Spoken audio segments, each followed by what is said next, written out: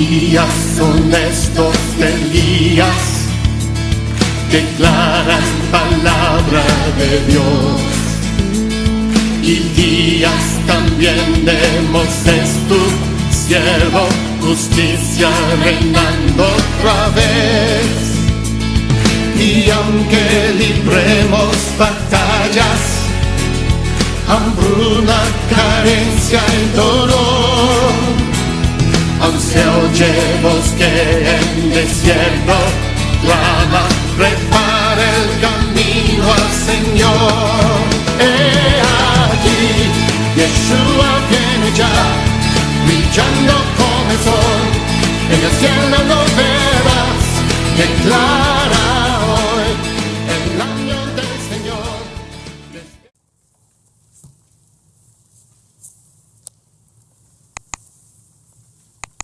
Hermanos, vamos a Esdras capítulo 7. Esdras capítulo 7. ¿Cómo transformar una iglesia que va por mal camino? Es el tema de hoy. Esdras capítulo 7, versículo 10. Ya que Esdras había dedicado su corazón a estudiar la ley del Señor y a practicarla y a enseñar sus estatutos y ordenanzas en Israel. Estudiar, practicar, predicar. Hace 1 hora y media yo hice una entrevista y me preguntaron por qué recomiendo el seminario Masters. La primera vez que vine acá, después de predicar en la universidad, fui a la capilla del seminario. Y no sé lo que había pasado en el mundo evangélico, pero algo, porque John MacArthur llegó a la capilla con un mensaje muy importante para los alumnos. Y subió al púlpito y dijo: estudiantes, nunca deben olvidarse. Están aquí para aprender cómo estudiar la palabra de Dios, para practicar la palabra de Dios, para predicar la palabra de Dios. Es la razón por la cual recomiendo el seminario. Otra cosa. En el día de hoy muchos hablan de la inspiración de las Escrituras, la inerrancia de las Escrituras, la infalibilidad de las Escrituras. Pero de hecho estos términos no significan mucho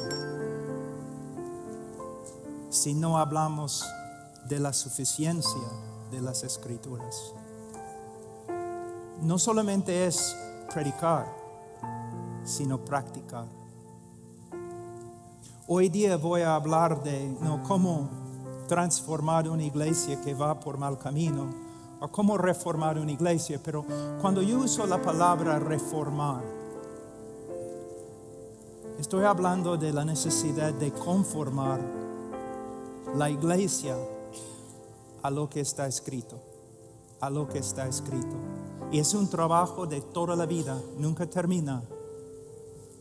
Como el trabajo de un pastor nunca termina, el trabajo de reformar la iglesia es una obra continua de toda la vida.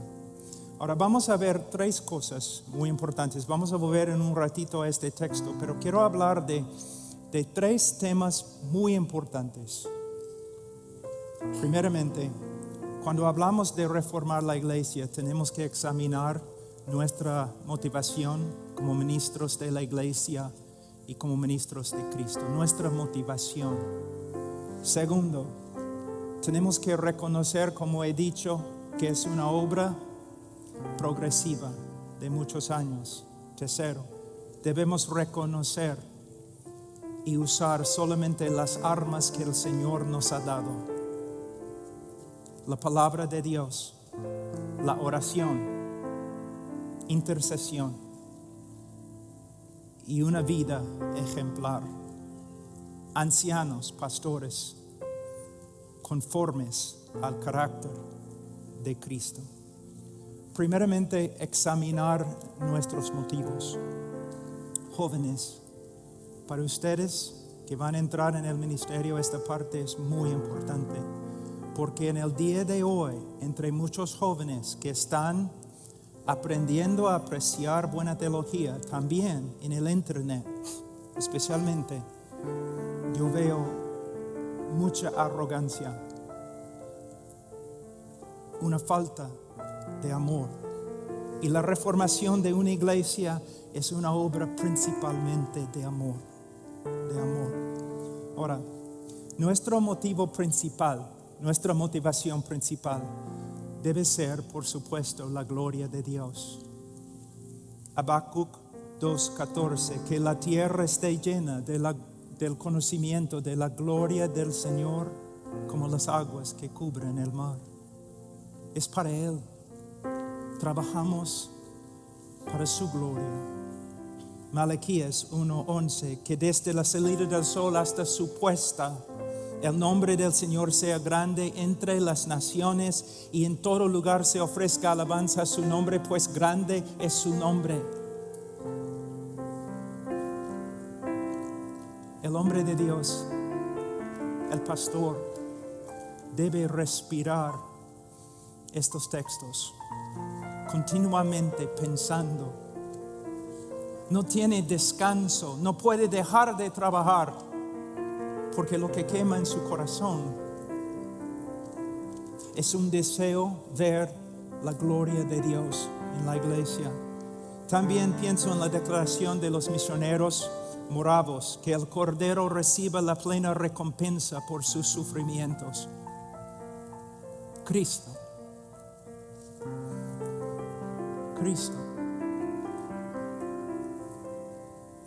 Como Jesús debemos luchar por la reformación y transformación de la iglesia, porque nuestro celo por la casa del Señor nos consume. Nuestro celo por la casa del Señor, no por nuestros ministerios. Y hay una diferencia. Hay una gran diferencia. Como Pablo debemos luchar por la reformación de la iglesia, porque no podemos aguantarlo cuando vemos el nombre del Señor blasfemado en la comunidad y entre las naciones por causa de la ignorancia y desobediencia de la iglesia. Queremos ver una iglesia pura porque amamos al Señor.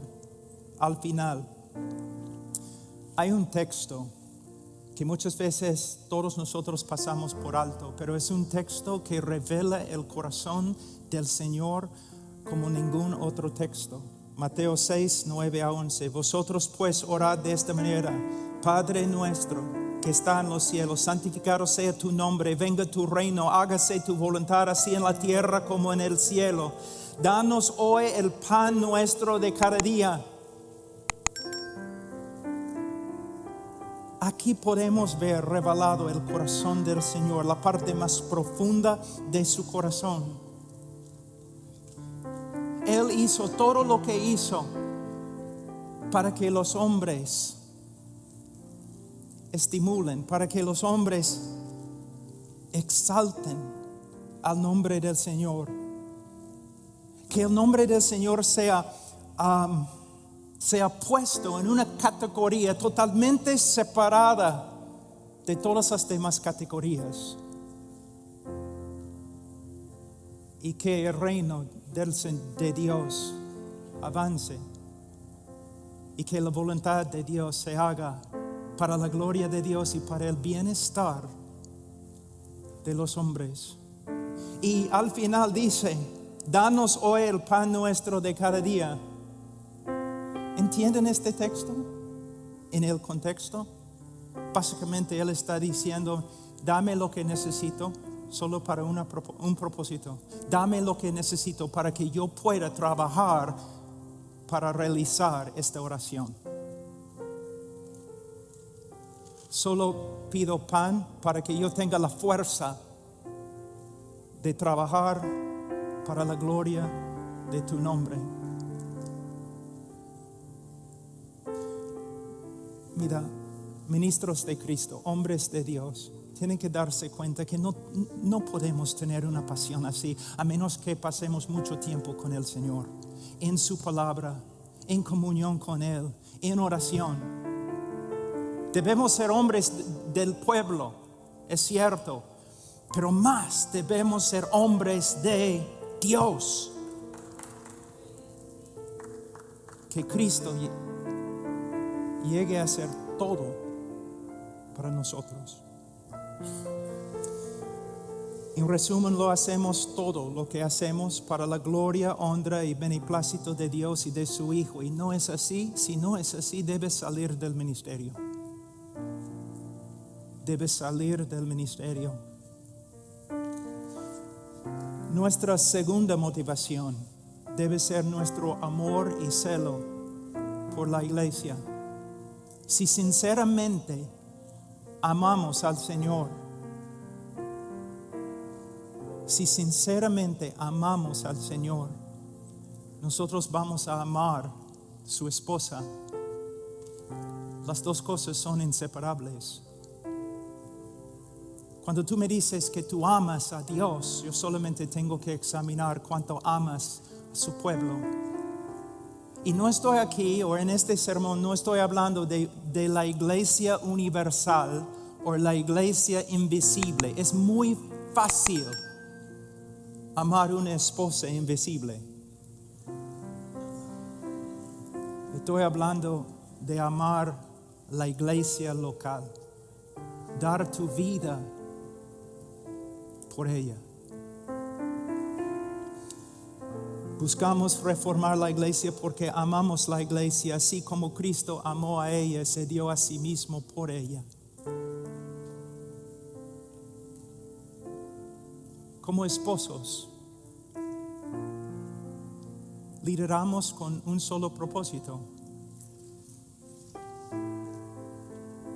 el beneficio de nuestra esposa y nuestros hijos. Como pastores, si somos líderes, ¿para qué? Solamente para servir la esposa del Señor y los hijos de Dios. 1 Corintios 13, 1 a 13. Si yo hablara lenguas humanas y angélicas, pero no tengo amor, he llegado a ser como metal que resuena o símbolo que retiñe. Y si tuviera el don de profecía y entendiera todos los misterios y todo conocimiento, y si tuviera toda la fe como para trasladar montañas, pero no tengo amor, nada soy. Y si diera todos mis bienes para dar de comer a los pobres, y si entregara mi cuerpo para ser quemado, pero no tengo amor, de nada me aprovecha. Un hombre que por años me discipuló siempre me decía: Pablo, en el cristianismo el amor no es una cosa, es todo.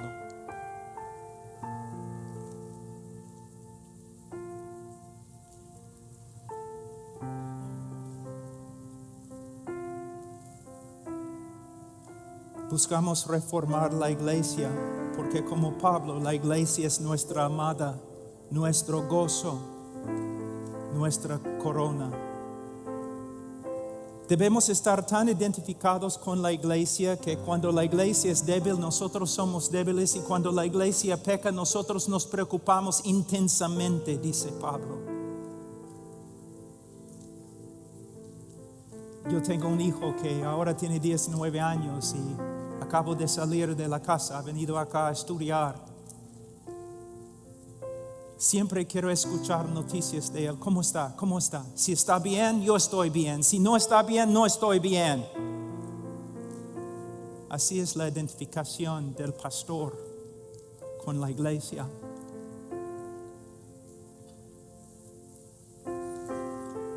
Debemos reformar la iglesia porque, como Nehemías, no podemos soportar ver la iglesia en gran aflicción y oprobio por causa de sus enemigos. Y como Nehemías, ¿qué hacemos? Cuando vemos el sufrimiento de la iglesia, aunque sea por su propia ignorancia y desobediencia. Cuando vemos el sufrimiento de la iglesia, ¿qué hacemos? Debemos hacer como Nehemías. Debemos sentarnos y llorar y ayunar y orar y después levantarnos de nuevo a edificar, a trabajar. Buscamos reformar la iglesia porque, como Juan, no tenemos mayor gozo que oír que nuestros hijos andan en la verdad. Aún como padres entendemos muy bien este texto, ¿no es cierto? ¿Cuánto más los pastores deben entenderlo? Cuando Pablo dijo que la iglesia era su vida, su gozo, su corona, él no estaba hablando en metáforas, era una realidad en su vida. De nuevo, el hombre que antes me discipuló, siempre, después de aprender una nueva verdad, él siempre me dijo: Pablo, has entendido la verdad en papel, ¿no? Pero es una realidad en tu vida. Es una realidad en tu vida.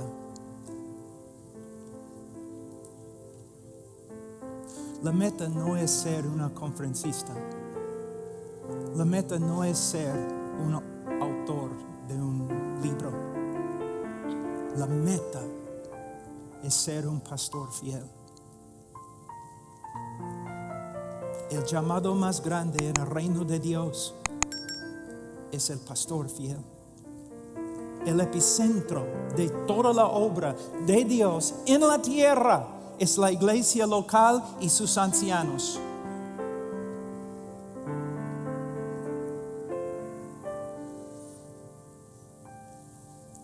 Buscamos reformar la iglesia porque estamos celosos por la iglesia, con el celo de Dios, y estamos dispuestos a hacer todo lo posible para presentar la iglesia, nuestra iglesia, a Cristo como una virgen pura. Cristo está trabajando para santificar la iglesia a fin de presentársela a sí mismo, una iglesia en toda su gloria santa e inmaculada, sin que tenga mancha ni arruga ni cosa semejante, y nosotros somos colaboradores con Él. Este es nuestro deseo. Este es nuestro deseo. Debemos ser como Whitfield. ¿Qué importa mi nombre?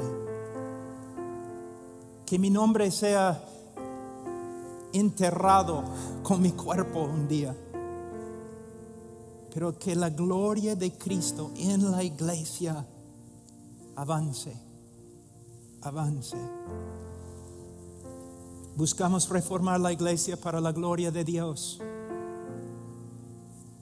Buscamos reformar la iglesia para el bienestar de la iglesia, pero no reformamos la iglesia para avanzar nuestra propia reputación como ministros de Cristo.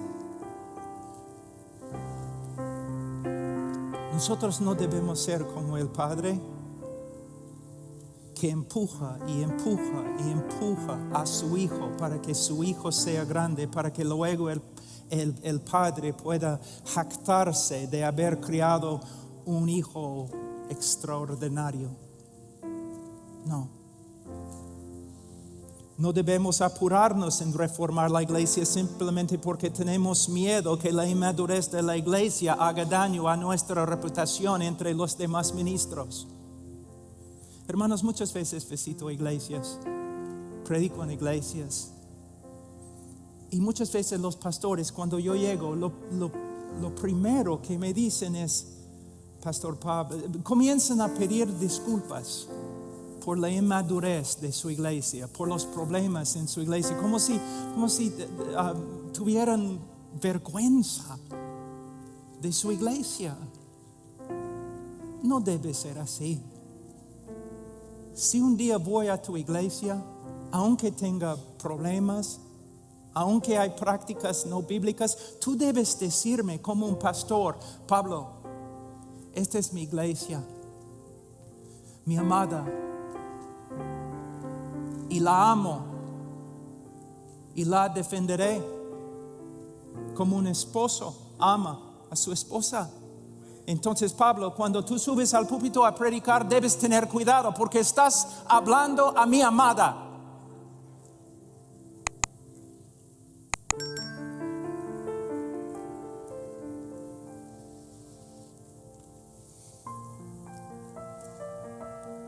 No debemos usar la iglesia para avanzar nuestro ministerio. Puesto que tenemos en el día de hoy el internet, hay tanta oportunidad de llegar a ser famoso. ¿Qué importa si tu nombre se conozca en la tierra? Wow. Más bien que tu nombre sea bien conocido en el cielo. Muchas veces yo hablo casi todos los días con misioneros. Y cuando hablo con los misioneros jóvenes, yo siempre les pregunto, ¿qué van a hacer en el campo misionero? Siempre es la misma respuesta. Bueno, voy a plantar una iglesia para que por medio de esta iglesia yo pueda plantar otras iglesias. Y yo siempre digo, no es una buena respuesta. ¿Por qué? Mira, joven, escúchame. Tú plantas una iglesia porque tú amas a los miembros de la iglesia y quieres trabajar para que crezcan en Cristo y sean bendecidos. Tú no plantas a una iglesia para usar esta iglesia para realizar tu visión. Porque lo que va a pasar es lo siguiente: después de plantar una iglesia vas a tener un montón de hermanos inmaduros y no van a avanzar tu visión de plantar iglesias, más bien van a ser obstáculos. Y en tiempo tú vas a empezar a menospreciar a los hermanos en la iglesia y vas a negar la razón por la cual plantaste la iglesia y vas a encontrarte peleando contra Dios.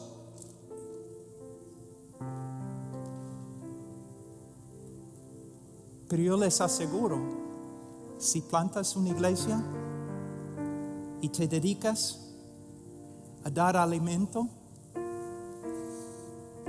a los miembros más pequeños y más débiles y más inútiles, en tiempo el Señor va a bendecir tu ministerio y vas a plantar iglesias.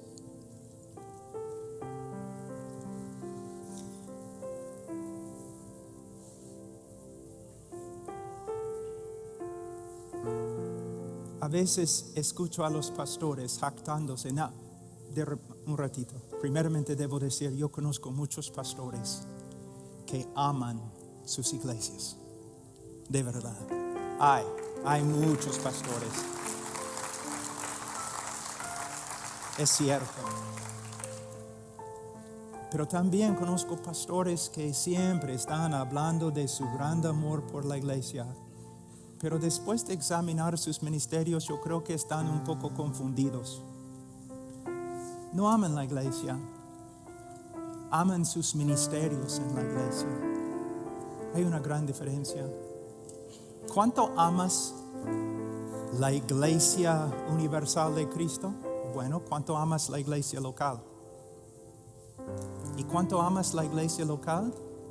Bueno, ¿cuánto amas al miembro en tu iglesia más débil, el miembro que no puede contribuir a tu visión? Así es cuanto amas la iglesia. Hermanos, por favor, tengan cuidado. Estoy hablando como un hombre a hombres. Tengan cuidado. Deben realizar sus ministerios con bastante temor. El temor de Jehová es el principio, es el comienzo de la sabiduría. Hermanos, mira, antes cuando yo viajaba bastante en la selva y diferentes lugares con terroristas y con ladrones y con militares corruptos y todo. Cuando yo entraba en un lugar así, nunca llevaba conmigo a mi esposa. ¿Por qué? Si me sacan del bus y comienzan a empujarme, gritarme, no pegarme, ¿qué importa? La gente siempre me pega. No, hermano, una barreta, una palanca. Pero yo, no, los pastores acá están diciendo, no, te casaste con una latina, yo sé lo que te pasó.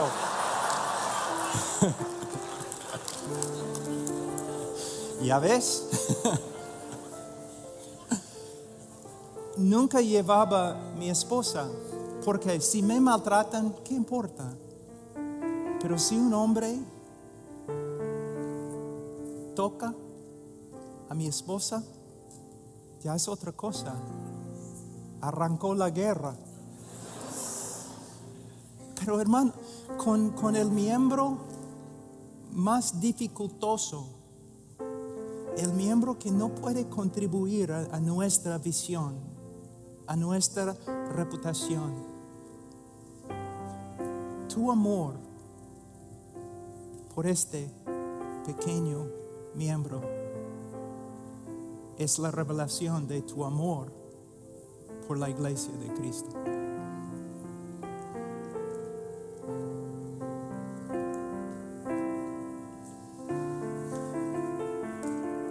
A los jóvenes pastores yo digo, ¿quieres tú reformar la iglesia? Está bien. Quiero ver las heridas en tu corazón. Quiero ver las heridas en tus rodillas.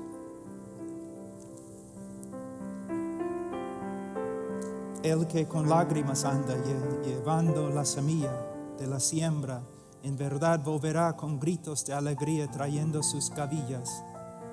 ¿Quieres escuchar una buena descripción de un pastor, un reformador? Isaías 53:4. Ciertamente Él llevó nuestras aflicciones y cargó con nuestros dolores. Es un pastor. Tú dices, pero está hablando de Cristo, el gran pastor de las ovejas. A veces yo creo que este coronavirus es el juicio de Dios contra todos los conferencistas. Hermanos, los jóvenes pastores tienen en su mente que la evidencia de que ya has llegado es que predicas en una conferencia o que escribes un libro. Es una estupidez. No es bíblico. En el día de juicio vas a ver la persona a quien el Señor exalta. Una vez un predicador muy usado por el Señor, ustedes no conocen su nombre, pero era uno de los grandes. Alguien le preguntó una vez, ¿quién es el mejor predicador en el mundo? Y él dijo, tú no vas a reconocer su nombre. Y él también me dijo una vez, a veces los mejores sermones que han sido predicados a 6 personas. No deben juzgar como el mundo, pastor. Pastor, tu valor es inmenso. Si eres fiel, si amas al pueblo de Dios.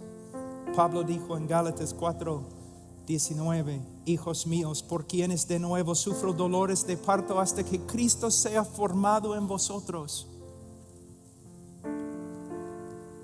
Cuando una mujer da a luz, qué dolor, pero qué amor tan grande. La lucha para traer a este mundo una nueva vida. Así es para el pastor. A veces semanas, a veces meses, años de rodillas, en oración secreta, aislado de los demás, en la vigilia de noche, cuando no puedes dormir porque no anda bien la iglesia.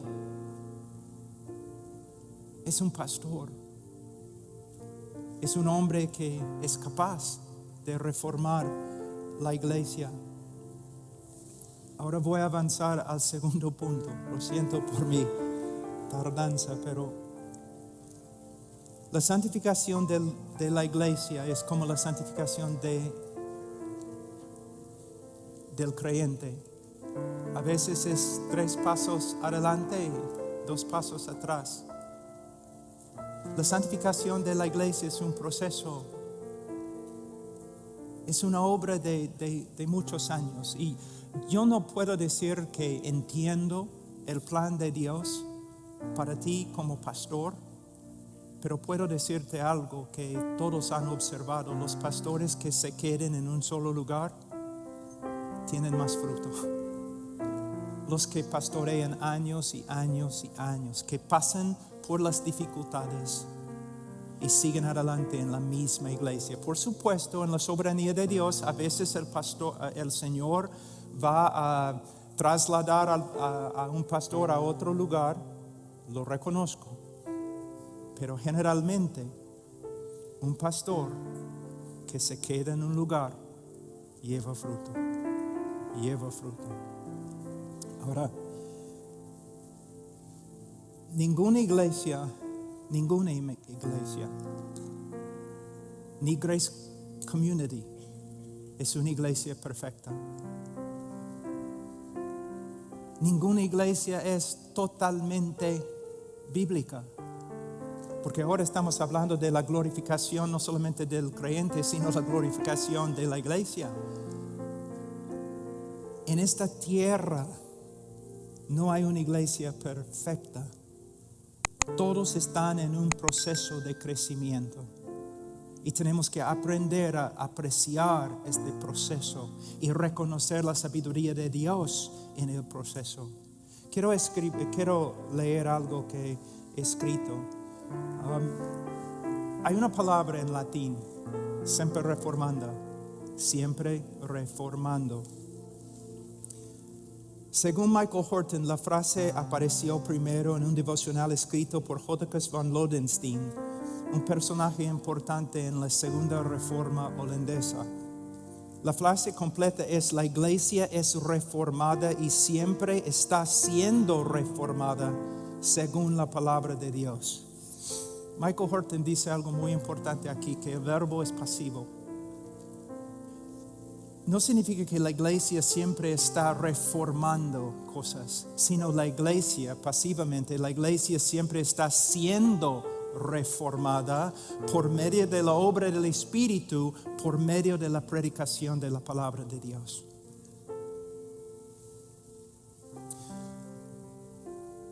En los últimos 15 años hemos escuchado mucho acerca de la reforma. Y quiero decir algunas cosas muy importantes. Primeramente, los reformadores no buscaban ser reformadores. Los reformadores simplemente querían ser bíblicos. Y debemos aprender a usar este término, bíblico. No queremos conformar la iglesia a la reformación europea, pero sí queremos reformar la iglesia y transformar la iglesia y conformar la iglesia a las Escrituras. Apreciamos las reformas.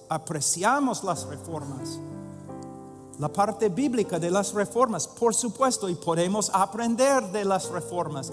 Pero, hermanos, la meta es ser bíblico. En los últimos 15 años hemos visto muchas personas hablando de la doctrina de la reforma. Y de verdad yo pensaba que iba a haber algo de una reforma. Pero ahora casi no se escucha nada acerca de la reforma. Ha pasado de moda. Y ahora hay otras cosas. Creo que había algunos errores en los últimos 15 años. Primeramente, la reforma, ¿cómo puedo decirlo? La reforma tiene que ver con más que una sola doctrina, la doctrina de la gracia soberana. Muchas personas en los últimos 15 años han adoptado la doctrina de la gracia soberana. Gloria a Dios. Y luego dicen, ahora yo soy reformado porque he adoptado, he aceptado, yo creo en las doctrinas de la gracia soberana. Pero hermanos, la reforma tenía que ver con la doctrina de sola escritura, de conformar cada aspecto de nuestra vida, nuestra doctrina, nuestra iglesia a lo que está escrito. Es por eso yo estaba predicando hace algunos años y yo dije, yo conozco a algunos arminianos que son más reformados que los reformados, porque ustedes solamente quieren conformarse a una sola doctrina, pero hay otras doctrinas y prácticas. ¿Quieres ser reformado en tu matrimonio, en tu familia, en la administración de disciplina en la iglesia? ¿Quieres ser reformado en la manera en que entrenan ancianos? ¿Ustedes quieren ser reformados en su doctrina de oración, piedad, santidad? No. La doctrina principal de la reforma era la doctrina de sola escritura, y nosotros tenemos la tarea como pastores de conformar nuestra vida a la escritura y conformar la iglesia a la escritura por medio de predicar la escritura. Ahora, quiero hablar de algunas armas muy rápido. 2 Corintios capítulo 10, 4. Pablo dice, porque las armas de nuestra contienda no son carnales, sino poderosas en Dios para la destrucción de fortalezas. Cuando yo estudio todo el Nuevo Testamento y el Antiguo Testamento, ¿qué veo? El Señor ha dado a nosotros, los ministros de Cristo, algunas armas. Más que confiamos en el brazo de la carne, menos veremos el poder de Dios. Nosotros necesitamos rechazar la armadura carnal del rey Saúl y necesitamos buscar las piedras lisas que el Señor nos ha dado para pelear contra cualquier gigante. ¿Y cuáles son estas piedras? La palabra de Dios, la intercesión y una vida ejemplar. Estas son las armas.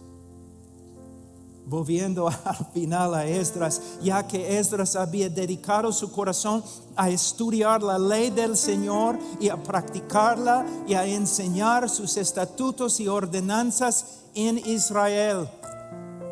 La vida de un pastor es estudiar la palabra de Dios, para vivir la palabra de Dios, para predicar la palabra de Dios. Es muy simple. Es muy simple. Pablo dijo en Hechos 20:20, no rehuí declarar a vosotros nada que fuera útil y de enseñaros públicamente y de casa en casa. 1 Timoteo 4:13, entre tanto que llego, Timoteo, ocúpate en la lectura de las escrituras, la exhortación y las enseñanzas. Ustedes saben lo que yo veo en el día de hoy. Tenemos un montón de diáconos, no tenemos muchos ancianos. ¿Qué? Los hombres que se llaman pastores, cuando yo examino su vida, están básicamente haciendo la obra de un diácono.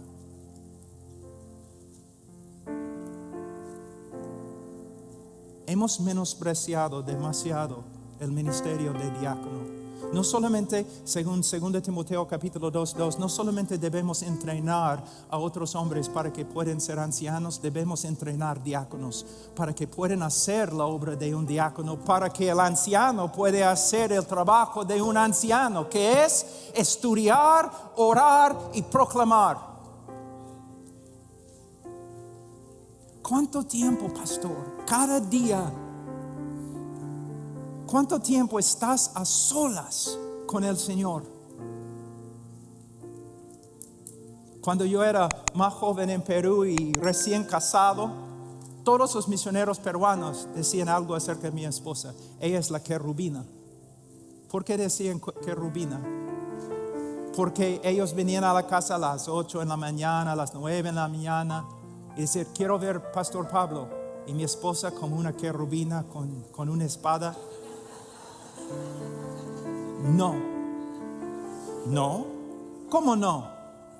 Bueno, 2 preguntas. ¿Alguien ha muerto? No. ¿Cristo ha regresado? No. Entonces no puedes ver a mi esposo. ¿Por qué?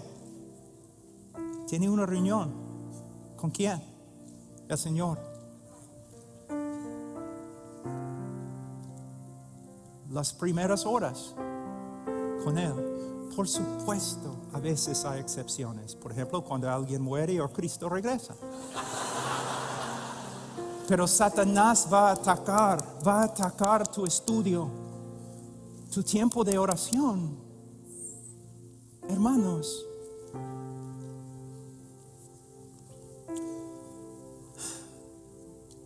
en 2 Timoteo 4:1-2 te encargo solemnemente en la presencia de Dios y de Cristo Jesús, que ha de juzgar a los vivos y a los muertos por la manifestación y por su reino. ¡Qué solemne!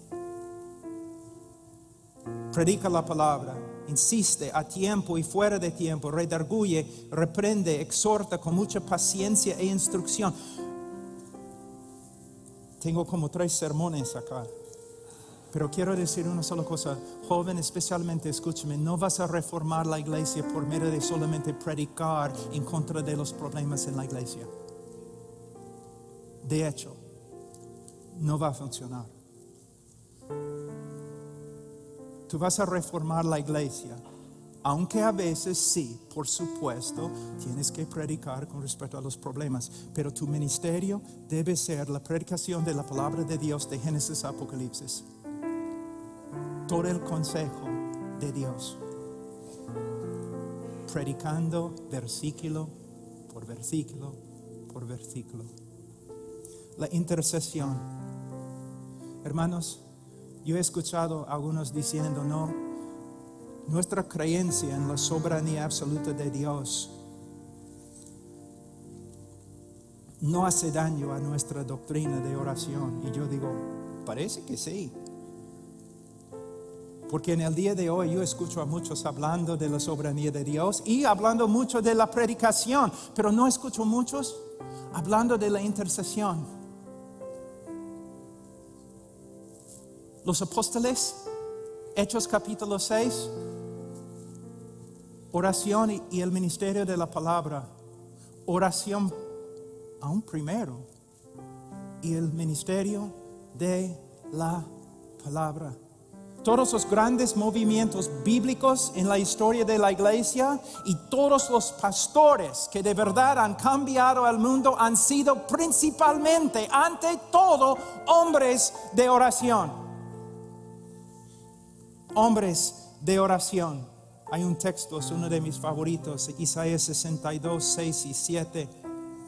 Sobre tus murallas, oh Jerusalén, he puesto centinelas.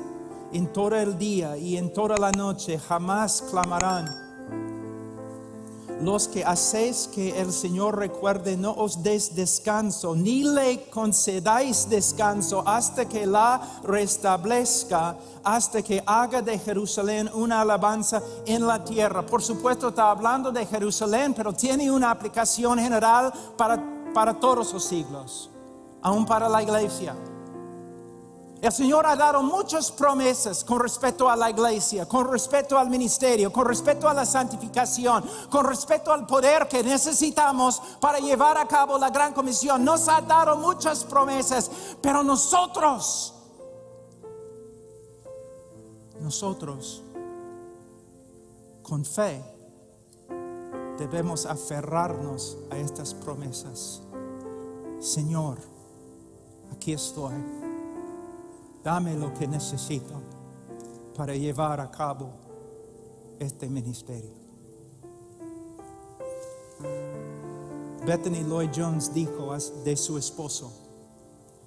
Bethany Lloyd Jones, la esposa de Martin Lloyd Jones, dijo: nadie comprenderá a mi esposo hasta que reconozca que él es ante todo un hombre de oración y luego un evangelista.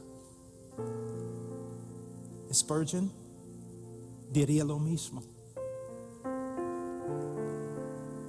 Por fin, una vida ejemplar. Esdras no solamente estudió, practicó lo que aprendió. Es interesante, Mateo 28:20, enseñándoles, hablando a los apóstoles, enseñándoles a guardar todo lo que os he mandado. 1 Corintios 11:1, sed imitadores de mí como también yo lo soy de Cristo. 1 Timoteo 4:12, no permitas que nadie menosprecie tu juventud, antes sea ejemplo de los creyentes en palabra, conducta, amor, fe y pureza. ¿Sabe con respecto a mí, la necesidad de mi esposa es que yo sea más como Cristo? La necesidad de los hermanos en mi iglesia es que yo sea más como Cristo. La necesidad más grande de mis hijos, ¿qué es la cosa más? ¿Qué es lo mejor que puedo hacer para mis hijos? Como su padre, ser más como Cristo, más como Cristo, más como Cristo, más como Cristo. No debes estudiar simplemente para predicar, debes estudiar para practicar. Un hombre, una mujer conforme a Cristo. Un hombre piadoso. Un hombre que teme al Señor. En Heart Cry cada martes tenemos el día especial de oración. Y la oración más frecuente: Señor, aumenta nuestro temor de ti. Aumenta nuestro temor de ti.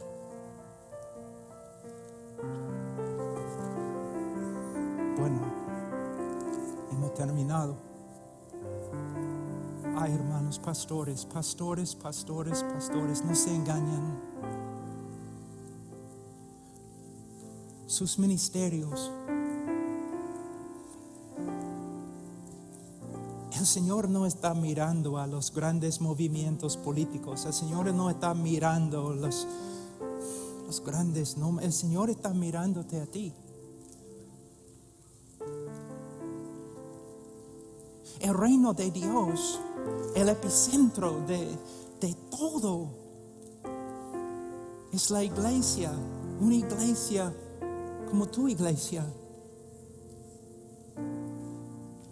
Yo no soy anciano porque yo quería estar en un lugar donde simplemente puedo ser siervo.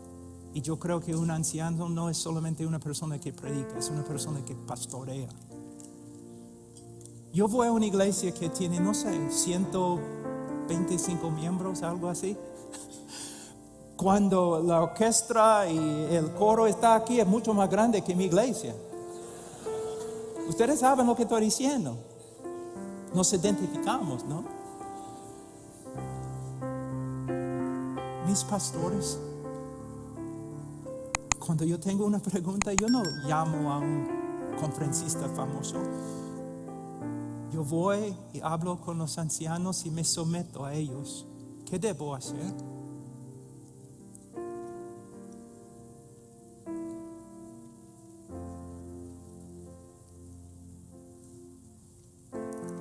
No se engañan. La importancia de tu ministerio no se puede exagerar. Entonces, sé fiel.